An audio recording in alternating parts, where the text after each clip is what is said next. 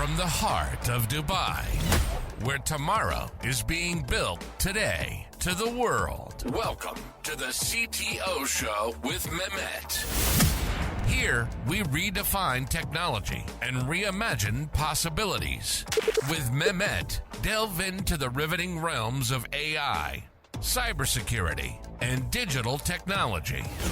Experience the thrilling highs and lows of startups. Immerse yourself in the spirit of entrepreneurship and witness the future of business innovation being written in real time. Now, without further ado, let's tune in and explore the future. Hello and welcome back to a new episode of the CTO Show with Mehmet. Today, I'm very pleased. Joining me from the US, Wesley Eugene. He's the SVP North America for HIT Global. The way I love to do it, my audience know it by now, is I don't steal much time from my guests, right? So I keep it to them to introduce themselves. Um, I will give you the floor, Wesley. But before doing so, I'm giving a teaser to the audience. We're gonna talk a lot about leadership in technology. We're gonna talk about transformation. We're gonna talk about human-centric approach and reskilling. But again, as I said, I don't like to steal much from my guest's time because this is the place for you, not for me.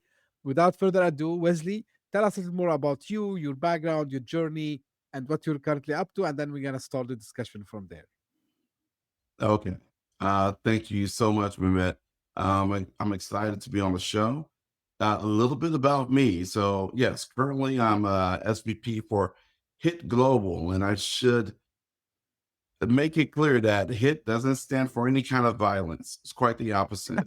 It's HIT stands for humanizing IT. And so HIT Global is on a mission to really drive the integration of human-centered design with the delivery of IT services across the world.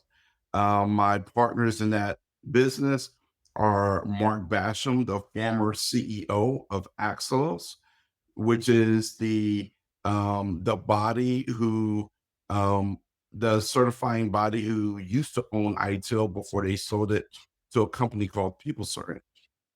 And the other partner and really the co-founder of HIT Global is Katrina McDermott. Katrina McDermott is an ITIL expert. There's only a few of those in the world. Not only is she an ITIL expert, but she also studied human-centered design. And she's also a contributing co-author to ITIL version 4. And she wrote a book called Human-Centered Design for IT Service Management. What led her to write the book is, as she was being a contributing co-author for ITIL and having studied so much about ITIL, she realized there are only two people, so to speak, represented in ITIL. On all of ITIL, there's only the end user and the VIP. That's it. End user, VIP. No other humans allowed. So she realized right then and there that something was missing as she was studying human-centered design. The way she and I got connected is before HIT Global, I was a partner and CIO at IDEO. And that's where Kat and I first met, because while I was working there and she was reaching out to me to get my opinion of her book, she also, I was also leading a digital transformation at IDEO. And what's important to I'll go into more details about that digital transformation, but I think it's important for your listeners to know, if they're not familiar with IDEO, IDEO is Silicon Valley's best kept secret. It is literally, they can count Steve Jobs as customer number one. And the big problem that Steve came to IDEO with was he wanted to introduce this thing called an Apple mouse to the world. And so the original prototype for this was a butter tray and a stick roll-on deodorant and duct tape.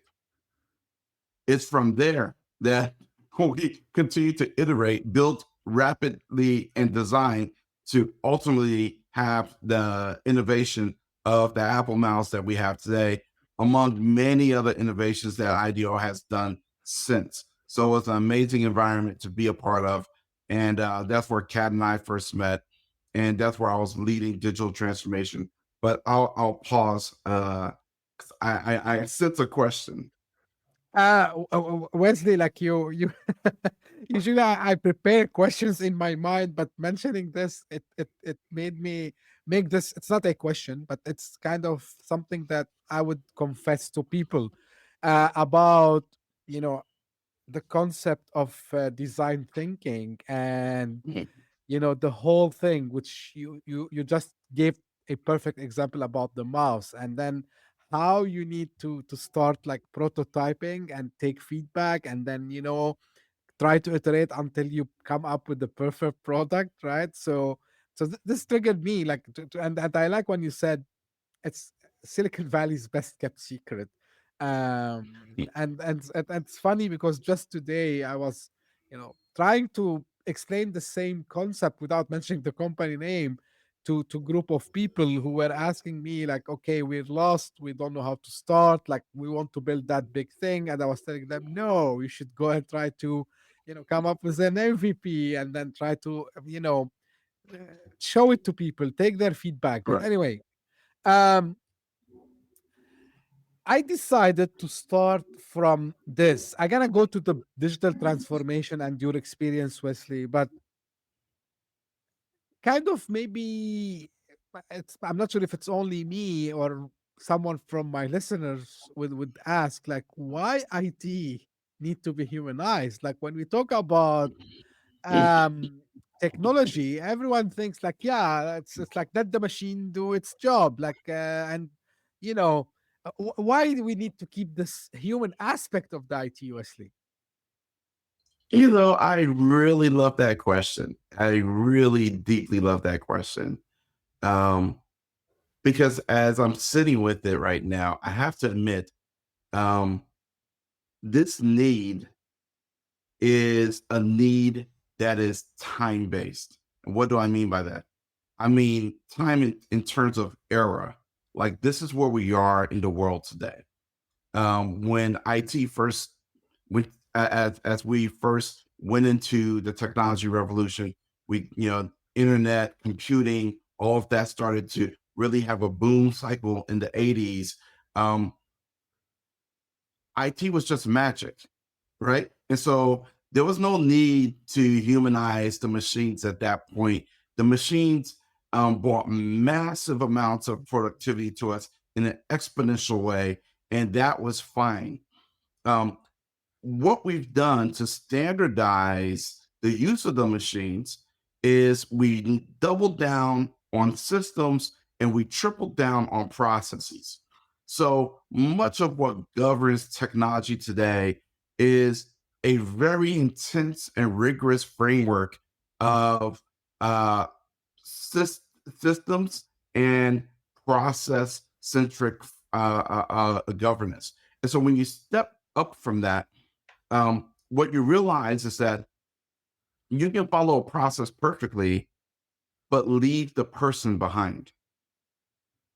You can literally execute a process perfectly, but it still falls short of addressing the needs of real people. And this is the age that we're in. It is really critical. I think, and I'm sure we'll get into this more, but with the introduction of AI, and as we're moving into this time where AI is ubiquitous, um, what's happening is that all the layers of technology are moving towards automation. And so as you basically automate the back end, what happens is ultimately we're moving up the threshold to the only layer that matters is the experience layer. The experience layer is that layer where you and I are, the layer where people are exchanging goods and services, having conversations. Is the one that we touch and feel and experience, right? The experience layer. And so, um, but, but, the, bottom line though, Mehmet, is that it is time to humanize technology, not because that's just what the market demands, but it's also because uh, technology as we know it today is not people centric, it's process centric. And that's where we lose people. Wesley, this is very deep, you know, and this is, where we can discuss both together. I think this is a kind of a parallel path to discussing, because you mentioned when at the beginning we started to utilize IT. By the way, I'm not sure if you agree with me. I don't like to use the word IT anymore. Um, I like to call it, the technology, right? Because, Yeah. yeah, for me, like everything became kind of a technology driven. But anyway, it's a discussion maybe Yep. for another time. Now, we started it from a place, so I like to go back, so we figured out that by digitizing and taking our information from a paper and pen world to a digital world would make things better, right? And this Hmm. is, where, of course, like there were a lot of things that happened that started to push this digital transformation. Now, I had a lot of guests and, outside of the podcast, and I was involved in these digital transformation, not as a decision maker, more than, sometimes as a vendor role, sometimes as an observer. What Hmm. I noticed on the point about, the process, Wesley. So what I noticed is actually the transformation is understood wrongly by a lot of people. Surprisingly, till today, even we've been talking about digital transformation, I don't know since how long now. I forget. I stopped counting how many years. Yeah. And we started to see even this in the press where at least I can talk about the area I'm living in the Middle East region. So we heard about like, hey, companies spent a lot of money on digital transformation, but actually they didn't see returns. They don't say it failed, but they say they didn't see returns. Sometimes I see articles saying it didn't fulfill the promises that happened, and executives now think that it was waste. Now, from your point of view, and you have led digital transformations before, Wesley, what do you think the main cause for things, as I like this term, going south, going wrong, right? What goes wrong during a transformation? Yeah. That's a great question. Um, and it's not one thing, right? Yeah. It tends to be multiple things. So one of the reasons that digital transformations fail, that have such a high failure rate, um, is partly due to an inability of the folks leading that transformation to stay connected to the purpose of it. In other words, so you start a digital transformation, and what people often do is they lock in to the original reason, and they have this confirmation bias set in. So they are going to move forward with this. They're not going to adjust the plan no matter what actually is changing on the ground. Um, that's one part of what happens. Another thing that happens is that folks, most times when they're driving digital transformation, they cease to be agile.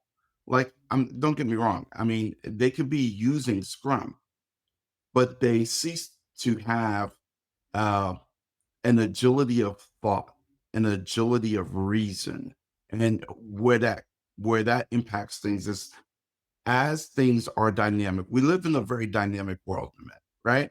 Mhm. As things are dynamically shifting, they don't adjust, and so that leads to failure. Uh, another thing, frankly, is oftentimes people just lose faith. So people people oftentimes they go on a digital transformation journey and they had a compelling case to begin with, but after time, they think that just because I sold it once, it's sold forever. That's not true. Buy-in is continuous, right? So when you articulate, we need to go on this transformation journey, and this is the reason why, you actually have to continue to nurture and keep storytelling and keep the stakeholders engaged. They have to understand what's in it for them. And it can't just be a lofty corporate goal, but really everyone involved, everyone critical to the delivery of this digital transformation must be able to see themselves in it.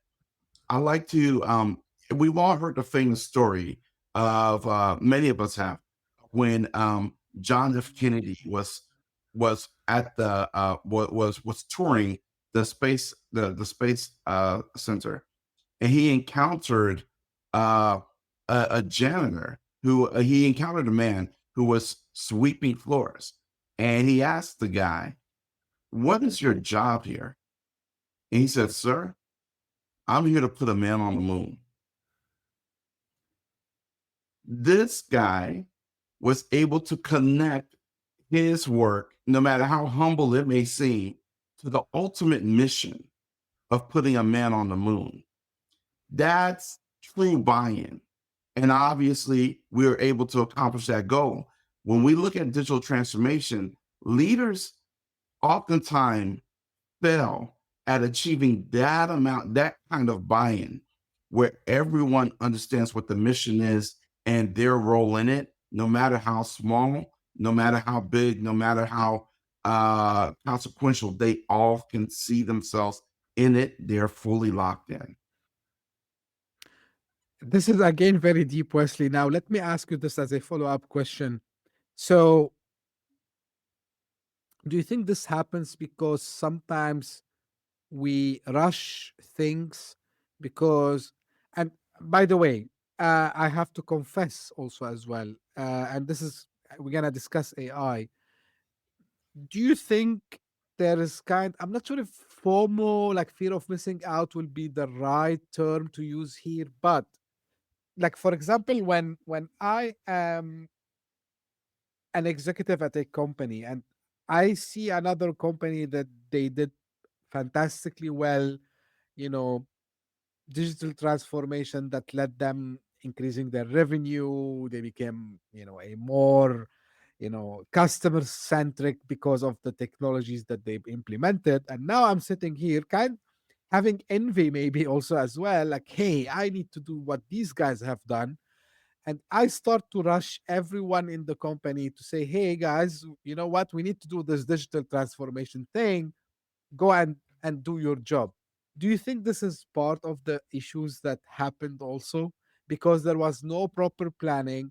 You mentioned about, how this long vision, when you gave the example of the moon mission, how this spread across every single one in the organization, so everyone understood why they're doing what they do. Yes. While in the other side, I just say, hey, I want to be modern, transform everything digital. Like, is that the issue, Wesley?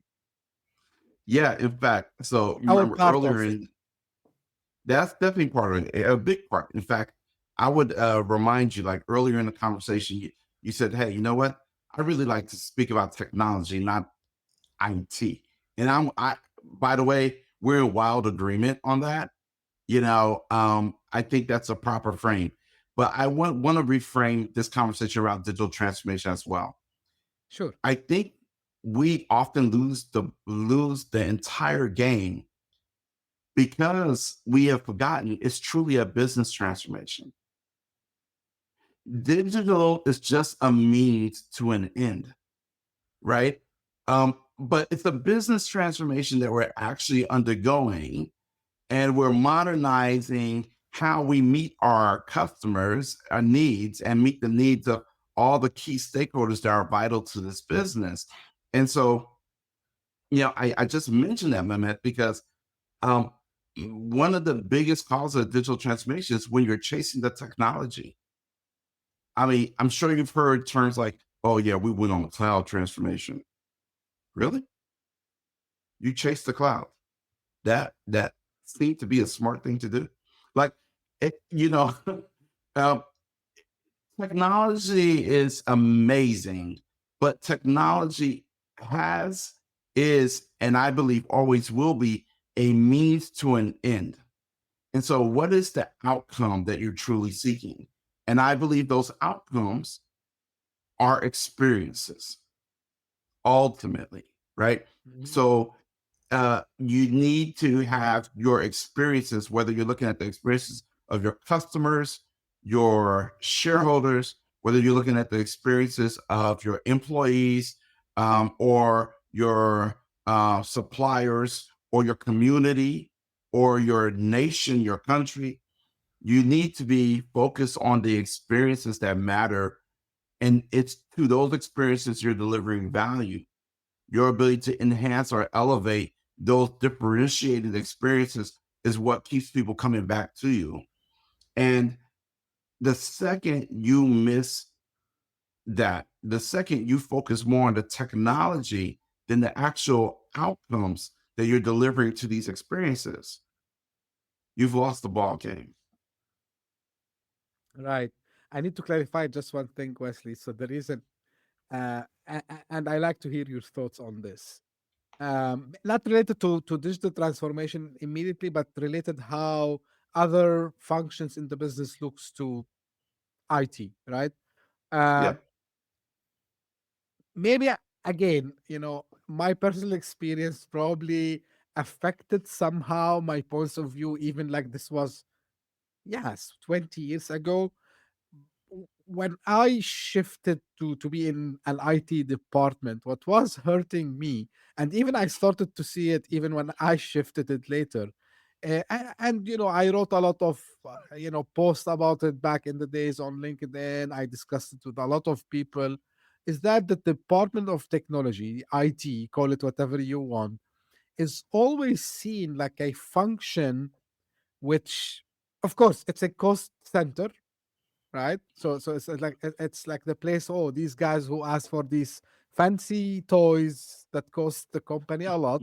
Second thing, I'm not sure. Again, I'm biased, but I've seen people treated not well, not in a sense that they were like bullied or something. No, but I mean, the IT guy. Like this. Go talk to the IT guy or call the IT. Like these kind of things it made in the mind of many people. And I spoke to a lot of folks, by the way.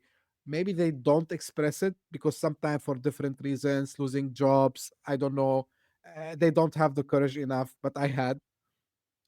So the whole thing is the technology department, IT department is always looked at, these guys who ask for fancy things. They are a cost for us.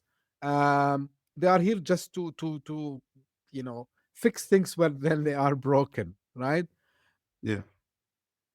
Now you talked about the ITIL and the management frameworks and all this.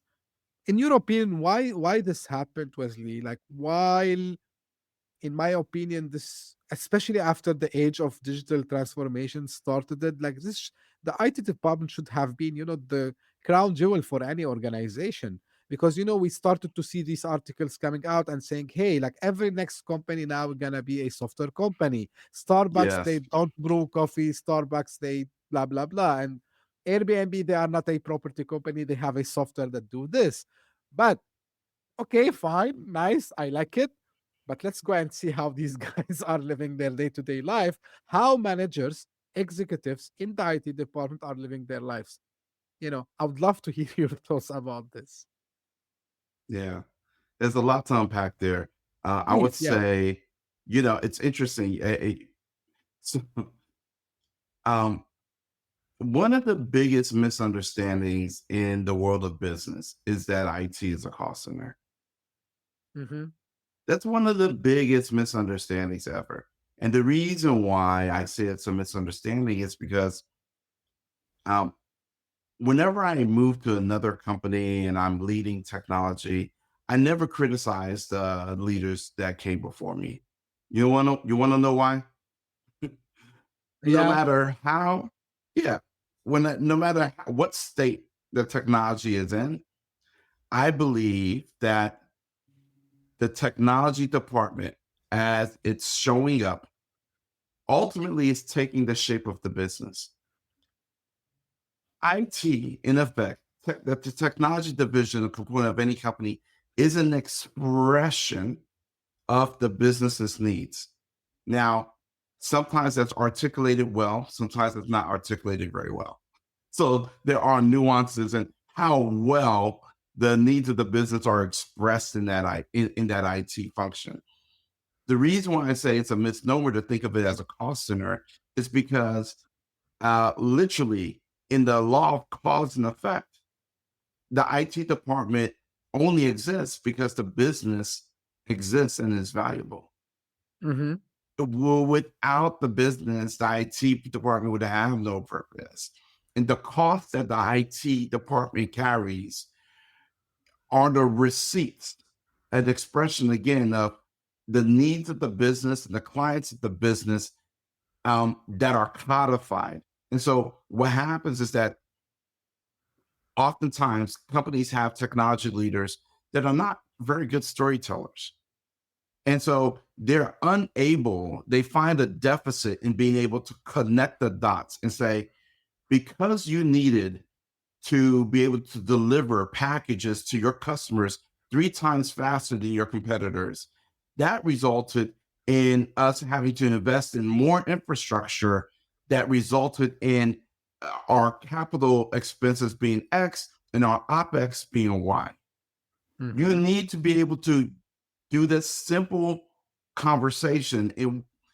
There's another framework, and I'm not trying to like bore your audience with a ton of frameworks, but my favorite framework for understanding and managing these value conversations is one that's called TBM, Technology Business Management. Mm-hmm. And your audience can find out more about it by going to tbmcouncil.org. But uh, it is a framework that codifies specifically everything coming from your general ledger all the way up to the services that you provide to your customers, and it connects the dots in between. This is a storytelling that effective technology leaders need to be able to do. And the failure to do that leads to the misperception that IT is just a cost center because they have not really connected cause and effect. You must make those connections. See, like this is why I love to speak to people like yourself, Wesley, because you can guide other people um, to frameworks that can help them. Because I know, one thing, especially maybe this is for the newer generation or like the new generation of executives, is to go try to understand the business and talk their language in a storytelling way, right? So, because I've seen it a lot. I was one of the people who did this mistake as well. I wasn't an IT director. I didn't have, when I was in the IT department, I was just a system admin, just for the transparency. But I was sitting in these meetings, and I was seeing people sometime and going to other people also after I became a consultant. All what they talk about, bits and kilobytes and, uh, like amount of virtual machines we have in the environment and number of I don't know applications that we have. And then business will tell you, hey, like that means nothing to me. I don't understand what you're saying. So the framework, the best people I've seen, like you did now, the best people I've seen, they do it is, yeah, they mention the technical terms, but immediately after that they articulate this to a business outcome or like to a business need. And without that, I think there will be a problem. Now, back to humanizing IT and the Yeah. start of the discussion. Now, because I want to touch on the AI and I don't want to rush it later. Um, Now, the big promise of AI, and of course, and again, I don't tend to, it's not like my intention to ask a lot of loaded questions, but the topic is really by itself, it's so loaded. Now, digital transformation, you mentioned about the cloud, and how things evolve over time. Now we have Right. the AI transformation, some people are calling it. And the big, let us not hide, behind anything and say it openly. The biggest promise of AI is it can replace humans, right? And AI is technology. So in this age of AI, Wesley, how we can humanize AI? What's the way of doing this? Yeah. What a fantastic question. Sis, we'll start here, but there's so much to talk about. Let's talk. That's Um, okay. yeah. So, what does it mean to humanize AI? How do we humanize AI when we're holding that when we're acknowledging the power of AI to reduce the number of humans we need for any task? Hmm. Or I would articulate it. I see it slightly differently. So I would say that the promise of AI, uh, is reducing effort. What it does is that it gives us an opportunity to make decisions about where humans fit and where the machines fit. Now, those folks who are chasing profit at all costs will just want to see a reduction in force. Let's shrink our workforces. Let's bring in as many AI agents in here. Let's leverage AI to the tilt. And from a standpoint of maximizing shareholder value, of course, we all understand that. Um,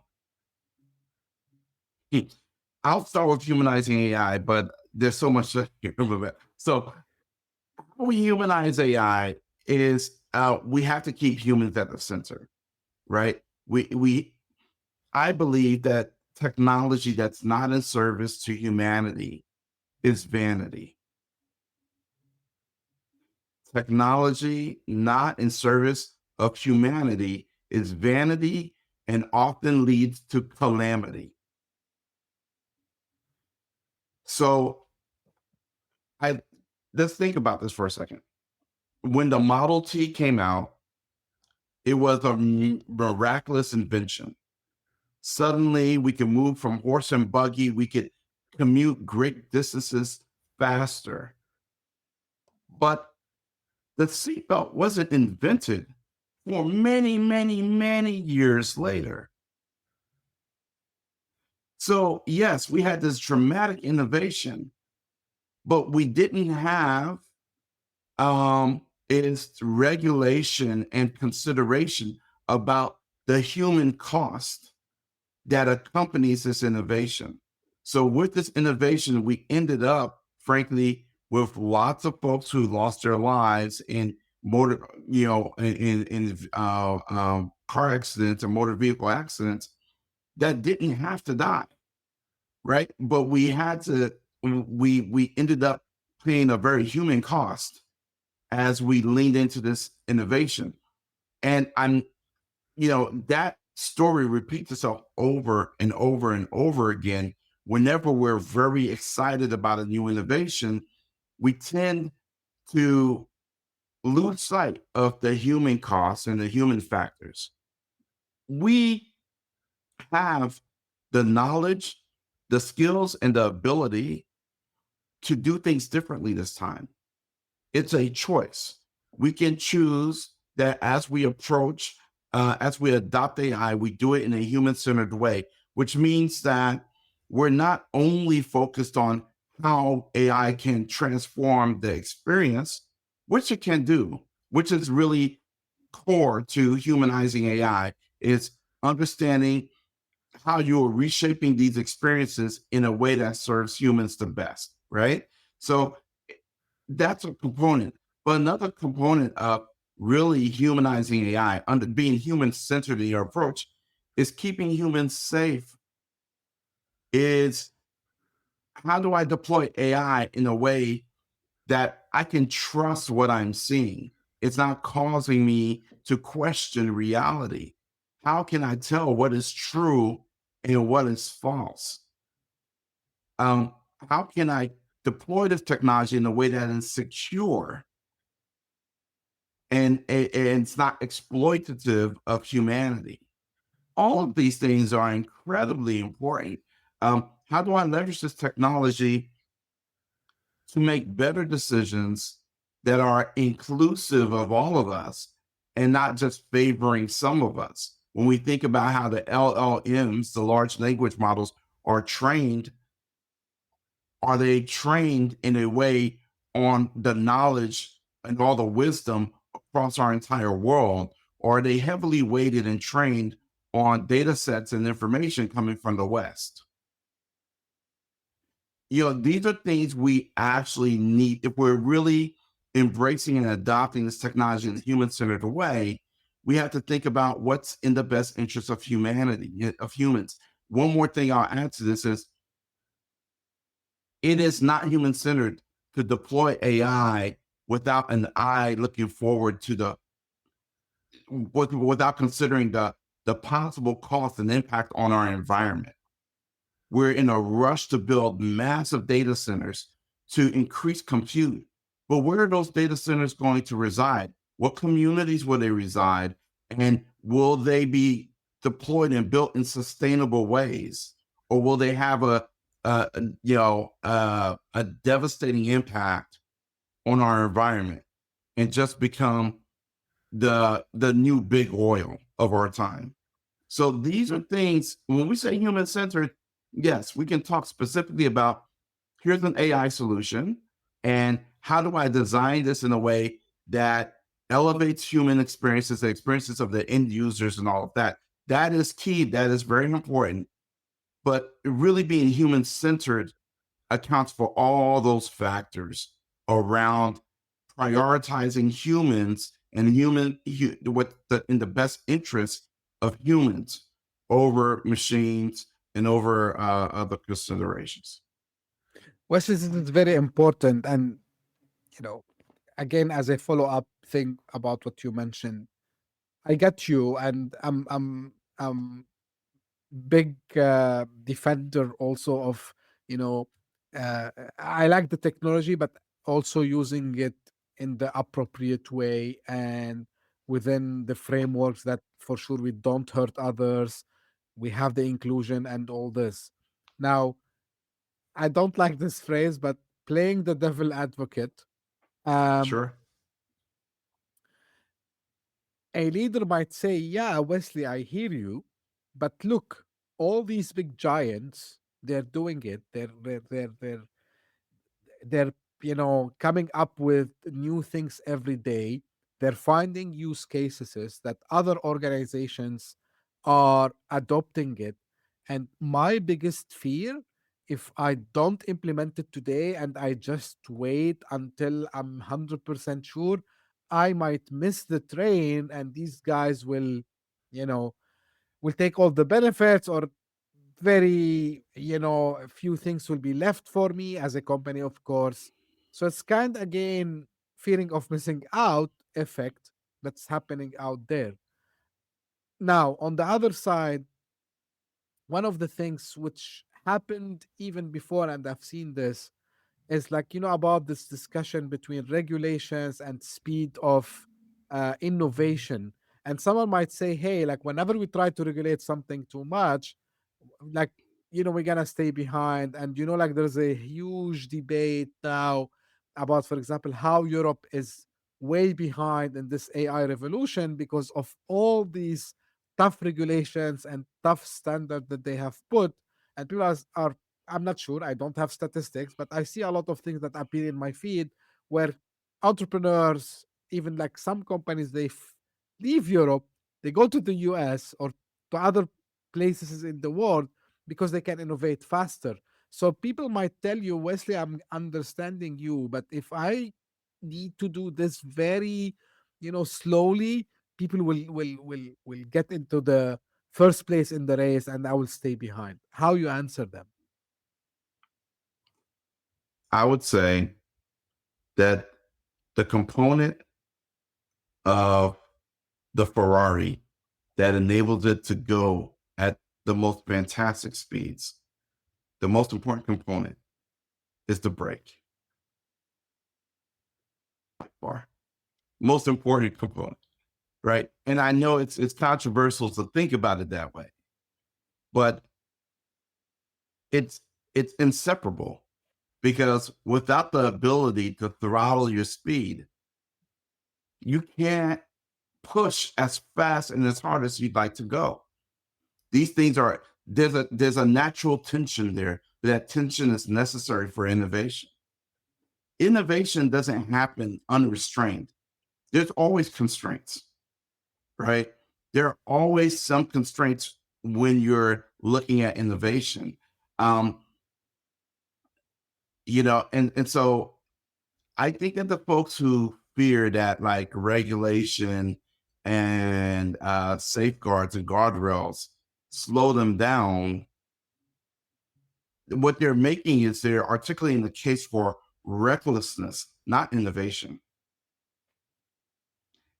You can go fast and you can go fast safely, right? You can go fast and you can go fast and you can go fast unsafely. But what usually happens is when you go um, when you relieve yourself of those guardrails, it's usually incredible damage and harm that results. That's not necessary, right? And again, the one other thing is that human-centered design asks us to ask the question. It doesn't necessarily provide the answer. So when we think about this, this is a frame where I'm asking myself, is it ethical? Is it safe? Um, you know, does it have integrity? Is it true? You know, um, is it fair? You're asking questions. Why wouldn't we want to ask questions, Mehmet?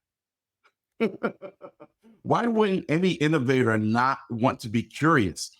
Curiosity is, I think, one of the most valuable traits of the great innovators of our day, whether we're talking about, like, again, the aforementioned Steve Jobs, or we're talking about any of the heroes we look up to. Their curiosity is what led to innovation. Curiosity welcomes questions. But let me tell you, Wesley, someone might tell you sometimes these people were reckless also as well, right? Yeah, I mean, there are moments at which they ignored, they pushed down concerns and doubts, and were a bit reckless at times. No doubt, um, that's definitely a fact of life. That is true. Do you think any of without if usually I don't finger point to any vendor or personality, but feel free to do so, and I don't let people, because we discussed some famous people here. Do you think some of the major people in this AI thing are acting reckless currently? Yeah, that's a huge question. You know, I'll put it this way. I find it hard to understand how I could be leading. I could be one of the leading one of the leading voices in this movement, pushing forth huge models like, of course, OpenAI is perhaps the most famous one, right? Um, yeah, I find it challenging that on one end, we can hear from Sam Altman and hear from other leaders in his vertical, speaking of harm that they believe will come with AI, and at the same time, no one seems to be asking them the hard questions about what they're doing to mitigate those adverse outcomes. It just seems to be a strange thing. I've I can't really recall, like, even with when you go back to I, I can't even come up with a good example of another time in history where somebody was driving an innovation saying this is going to hurt a lot of people, but we've got to do it. Like, it just and there just doesn't seem to be a serious push for accountability um, and transparency. So that does concern me.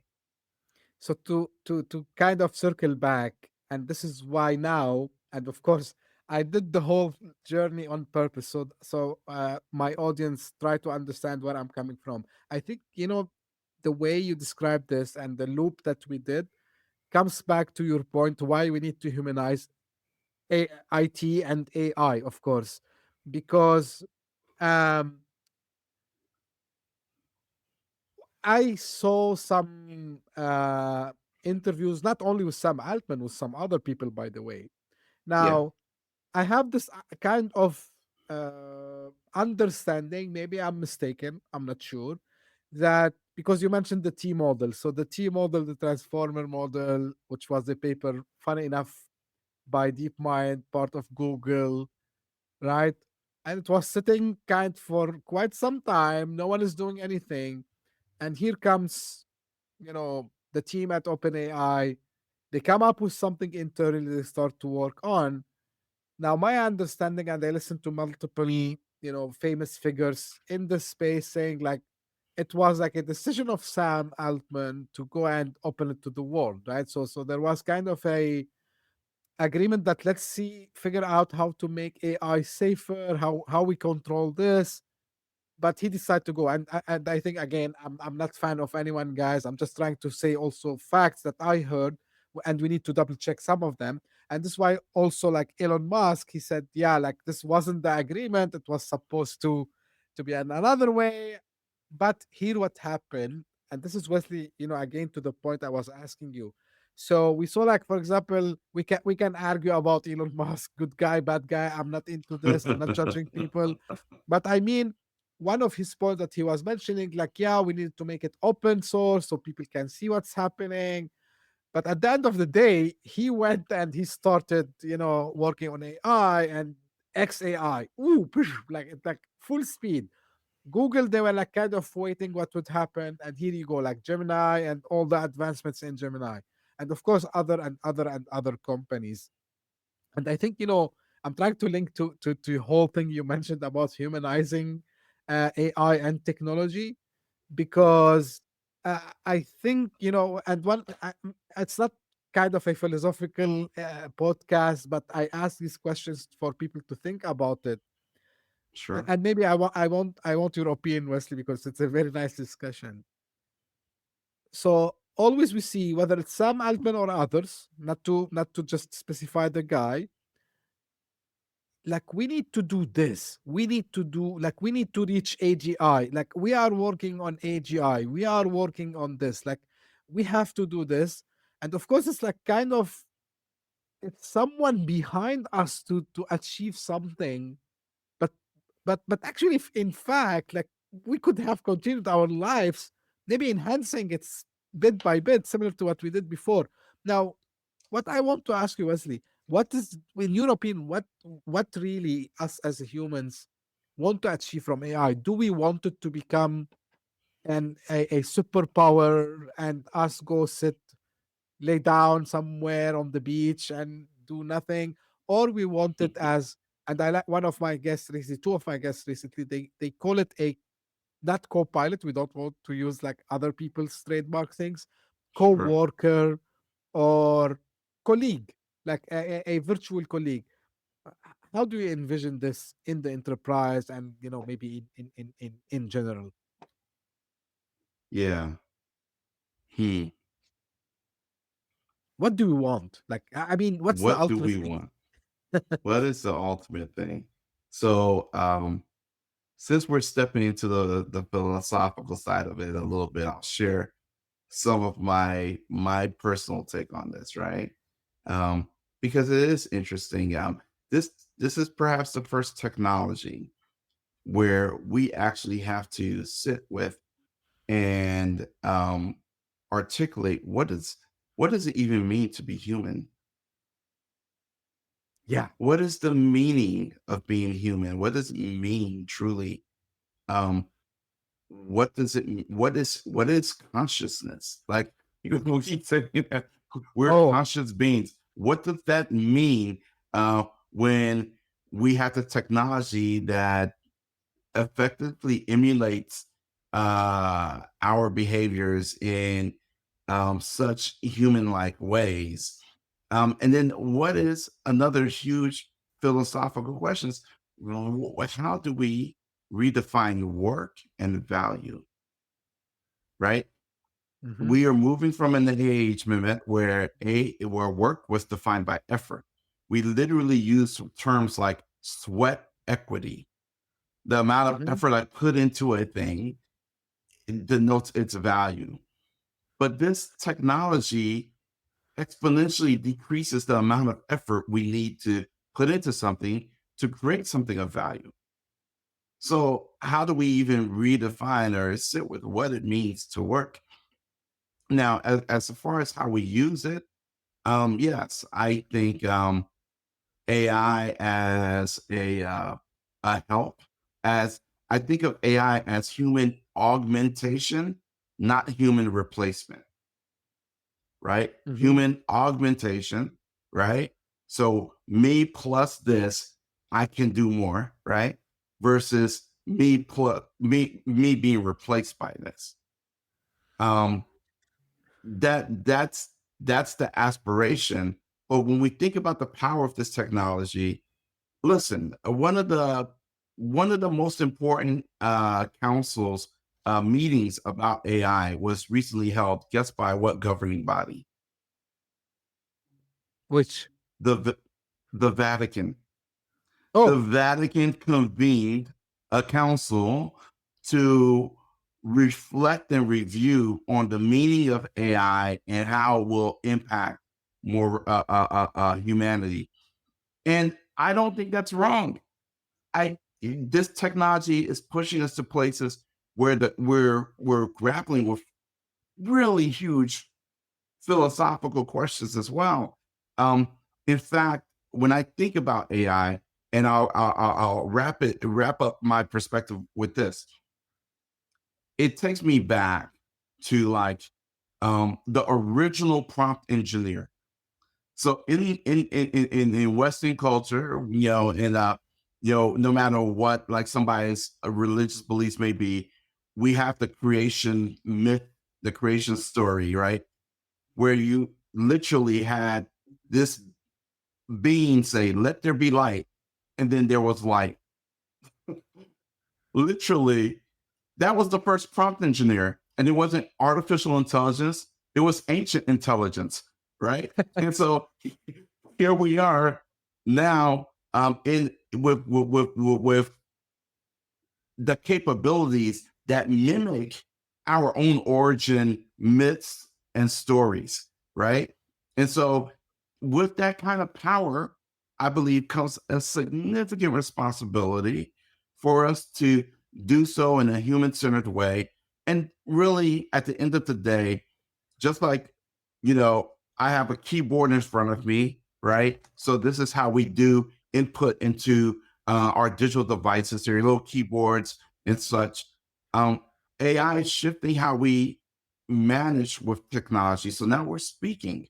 And I do believe that my daughter, when, in 10, 15 years, she's going to say, what's a keyboard?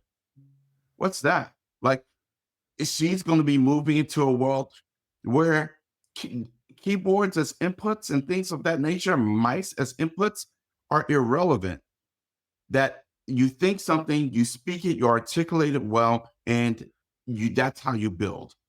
These things are really going to become the new old relics that end up in museums of technology. So I feel that that's going to shift as well. Interesting. Um, and I like, the ancient prompt engineering, right? Um, as leaders in this space, as technology leaders, and all this shift that's happening now, whether we can stop it, we can stop it. In your opinion, we how we prepare our teams, how do we prepare, from skills perspective, like what are the new skill sets in your opinion that are required for us to survive, you know this next wave of AI. And I'm not sure if, yeah, I still call it digital transformation because it's all happening in the Of digital course. world, right? Yeah. So because at some the previous phases and when you mentioned, like before, like no one was thinking, let's say if smartphones will happen, that huge impact would have. Of course, we discovered later that people get hooked and they waste a lot of time. But it wasn't like it's something very major, like similar to what's Yeah. happening now with AI. But from skills perspective, Wesley, if a leader is now, or maybe someone interested is listening to us, what kind of skills they should be acquiring and preparing themselves to have in this new era? Yeah. From a skills perspective, my answers may surprise your audience.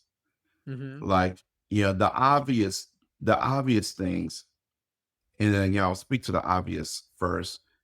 Of course, everyone needs to truly understand how to work with this technology.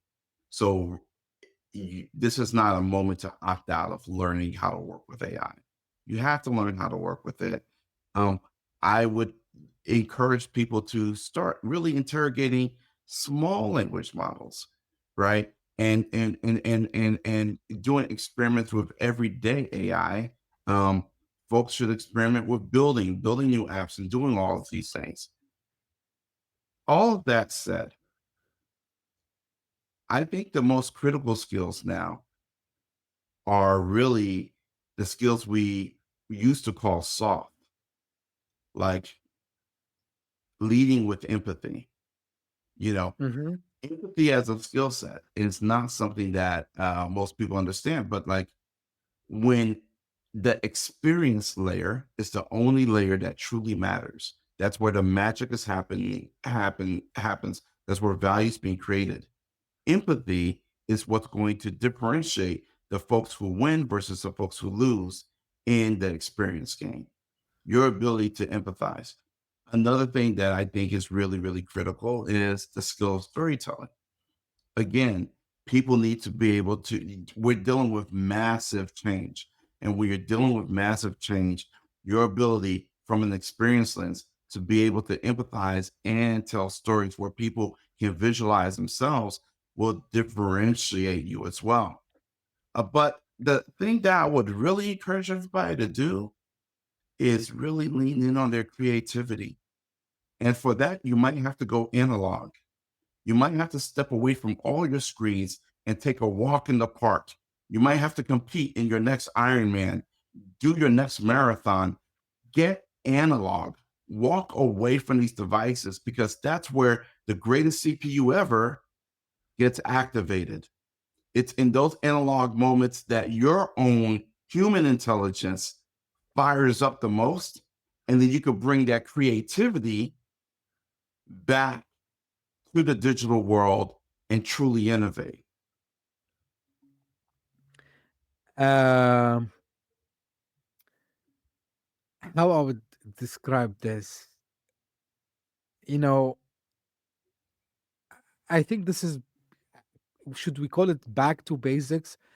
You know what you mentioned, Wesley? It's so obvious, but I'm sure, like me included, some 99% of the people, and 99% of the time, if not more, we forget about it.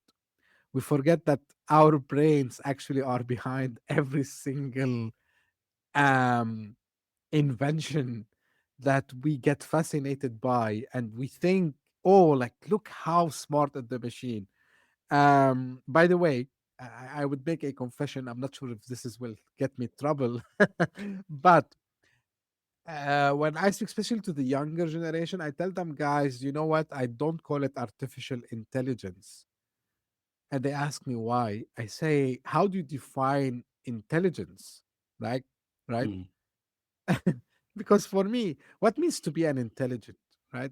If intelligence is memorizing things, and if when you ask someone, hey, like tell me the capital of this country, and they on the spot tells you, it's a skill, it's not intelligence. I tell them intelligence is the ability to do like some kinds of really reasoning, and you do the reasoning by your own, not because someone told you to go and do this. Because when someone trigger you, now you become a machine. And this is why I call it, okay, I'm with calling it machine learning. I'm not with calling it AI, artificial intelligence, of course, but still, the literature, the books, everything, we call it AI. So I have to go with it. But if you ask me, it's not intelligence because it doesn't have consciousness, right? It doesn't go and do things by itself. Now, this is what I was telling you. Like they're saying they're trying to do, or come up with the technology that is conscious to work by itself. Let's see. hmm But for me, seeing is believing. So I will not take it until I really see it. I'm not saying it's impossible. Like if anything I learned in the past 4 decades since I came to this earth is that everything can be possible. I would not say it's impossible, but again, I don't call it intelligence. To your point, Wesley, um, our brain is the intelligent brain, and we need to nurture it with nature and go out, disconnect. And this is why I make sure at least, I have time when I don't check my notifications, I don't check my phone, I don't do anything. Although I'm living in Dubai and it's hot, I can't, maybe in Fahrenheit that would be like 110 for you guys, Yeah, high humidity. But still, I go very early before the sunrise. Just I go for a walk because I don't want to see machines. Although, like I'm the tech guy, the nerdy guy, because I feel I need this, and I'm hoping that more people will feel the same. Anyway, Wesley, like, we can go for hours and hours in this discussion. It is very, very interesting. But if we want to do kind of a, closing and in the theme of, again, humanizing technology, IT, whatever we want to call it, and AI, and leading with this, empathy, if I will ask you like for final, words of advice, what you would share with us? Maybe something I didn't ask, or maybe something you wish like you could, talk a little bit about it. So feel free to consider this as a free space now to talk about it, and then we would do our closing. absolutely. Well, again, thanks for having me on the show, Mehmet. I've loved the conversation. Uh, Very insightful questions. I think you were right. We could speak for hours.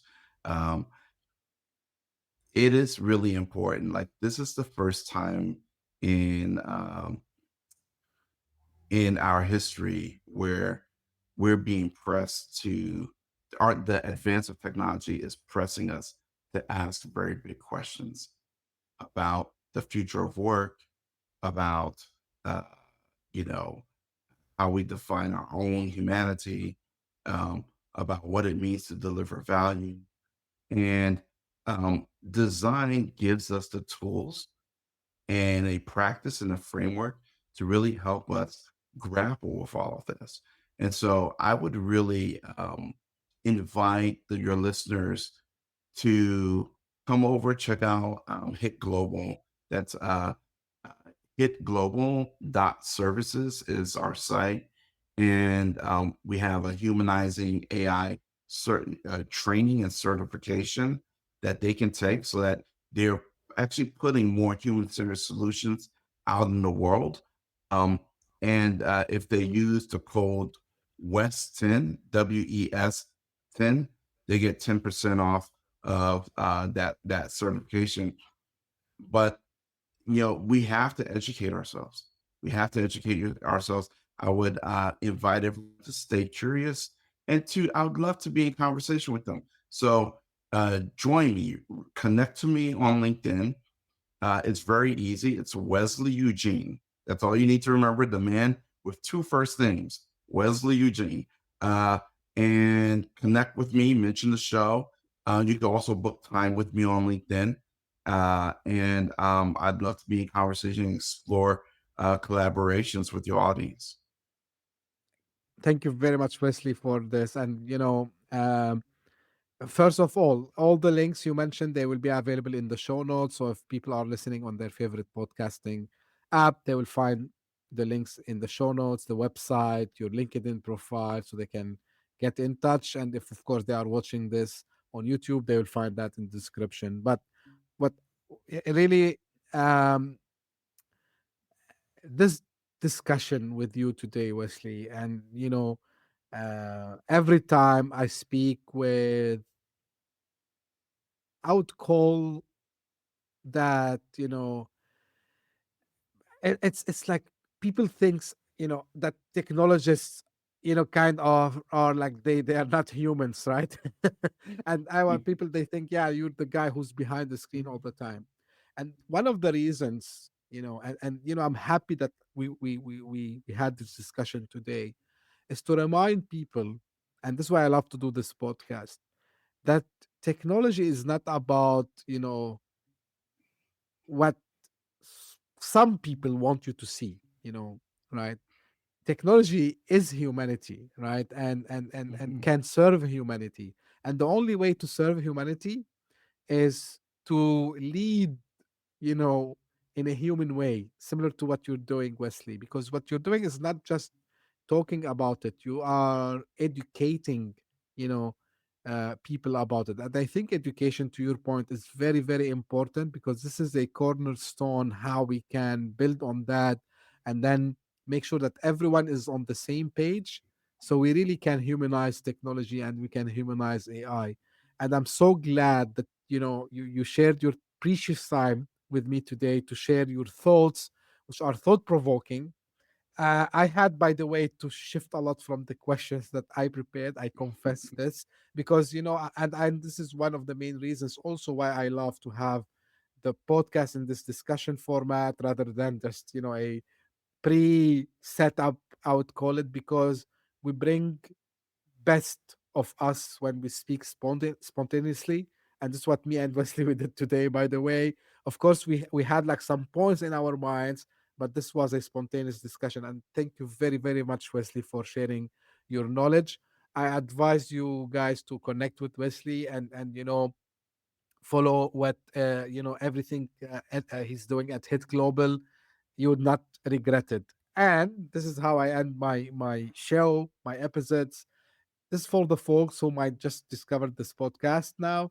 Thank you for passing by. If you liked what we presented to you, you like this discussion, I have a small, favor from you. Please go and subscribe and share it with your friends and colleagues. Share it with as much people as you can, because as you saw or listened, we try to educate, we try to do impact with people who are leaders, people with experience like Wesley. And if you are one of the people who keeps coming again and again, thank you very much for the support. Thank you very much for putting the CTO show in the top 200 podcast charts in multiple countries, all 2025, I would say almost.